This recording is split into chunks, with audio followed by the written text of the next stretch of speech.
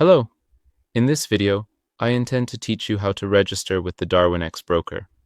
You go to the Forex broker section, select the Darwinex broker, and click on Go to Website. Once you enter the website, click on Sign Up, and in the registration section, you need to enter information in several fields.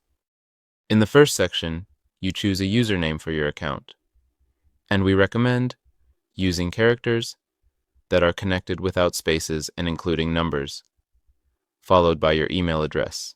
In the third section, you choose a password, and we recommend using uppercase letters, lowercase letters, numbers, and symbols.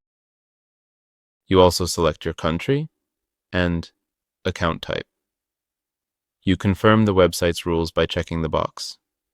And finally, you click on Sign Up.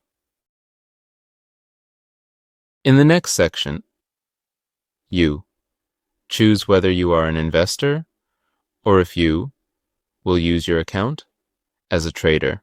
In this section, you choose which market you are working in, such as Forex, cryptocurrency, etc.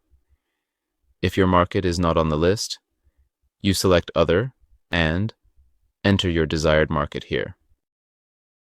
You simply click on Next and select your platform.